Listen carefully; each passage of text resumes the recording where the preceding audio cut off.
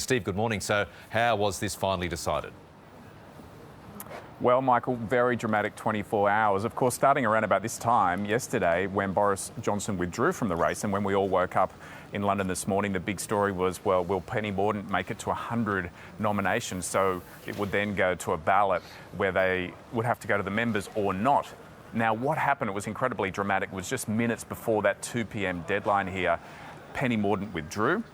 And that meant Rishi Sunak was the only candidate left who met that threshold of 100 nominations. That meant he was automatically elected as the leader of the Tory party.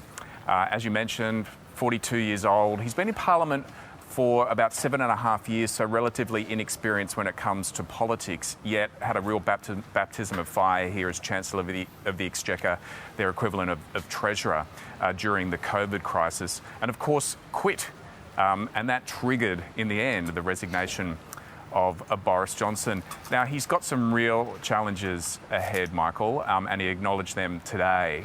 Of course, he's got a cost of living crisis here, double-digit inflation, the highest inflation in 40 years, an energy crisis, the ongoing war in Ukraine, and he's also got to mop up that budget chaos and dysfunction left over from Liz Truss's mini-budget of a few weeks ago.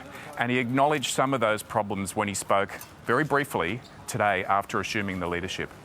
There is no doubt we face a profound economic challenge. We now need stability and unity, and I will make it my utmost priority to bring our party and our country together.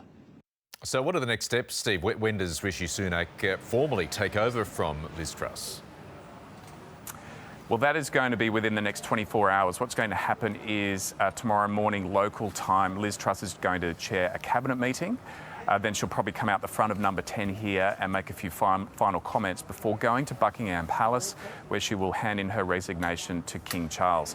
Then Rishi Sunak will travel to Buckingham Palace and he will then be appointed as the Prime Minister. And as you mentioned, the first Prime Minister of South Asian heritage, the first Hindu to be Prime Minister in this country. So a very significant historical moment.